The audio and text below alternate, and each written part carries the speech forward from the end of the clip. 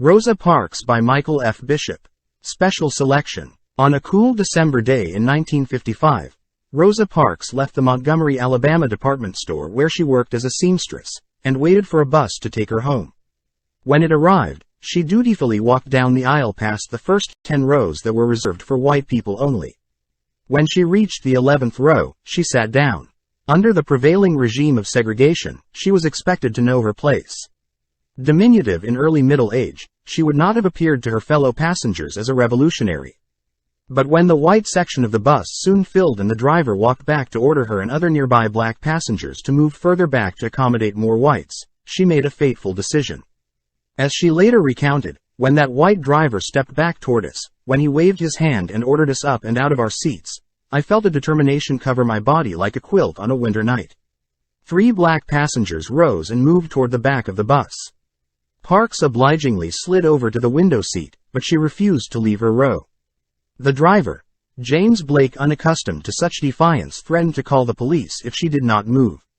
She refused and was arrested, and in the custody of a police officer, Rosa Parks stepped off the bus and into history. Rosa Louise McCauley was born in Tuskegee, Alabama, on February 4, 1913. Her parents divorced and she received an intermittent education before dropping out of high school to care for her ailing family members. But along the way, she learned to sew, and was able to make a modest living. Her early life was haunted by the specter of racism and the terror of the Ku Klux Klan. Her experiences instilled a horror of injustice and a determination to fight against oppression. She was encouraged by her husband, Raymond Parks, a barber and activist whom she married in 1932. He urged her to complete her high school education and introduced her to the NAACP, of which he was a member. She became the secretary of the Montgomery chapter and began a lifetime of activism. The immediate consequences of the famous bus incident were minor. Parks was bailed out within hours, and after a quick trial the following day she was found guilty of disorderly conduct and received a small fine. And she was not the first black woman to resist racial segregation on buses.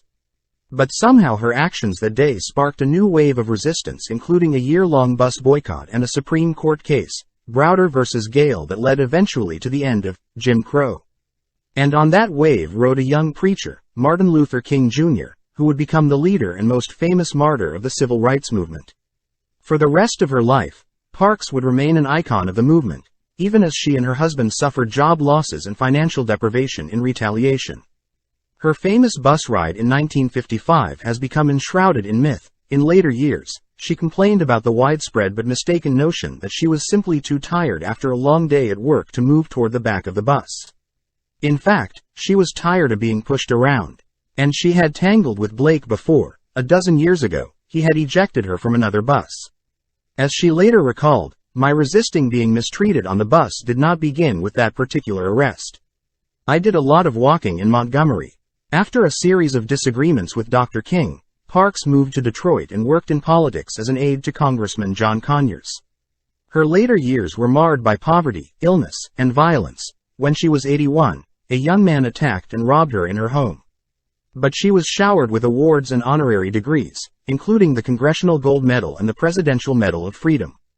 Incredibly, she faced eviction and ill health in old age until the charity of others secured her a comfortable home. Rosa Parks died in Detroit in 2005, aged of 92.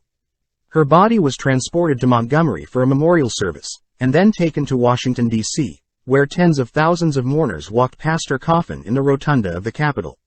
Flags were flown at half-mast all around the country. But her legacy lives on. As she once put it, life is to be lived to its fullest so that death is just another chapter. Memories of our lives, of our works and our deeds will continue in others. And her quiet example remains an inspiration to those, like her, who are tired of giving in. Michael F. Bishop, a writer and historian, is the former executive director of the International Churchill Society and the Abraham Lincoln Bicentennial Commission. Please visit facebook.com/Grateful American Book Prize and please consider subscribing to this channel and visit their website GratefulAmericanBookPrize.com.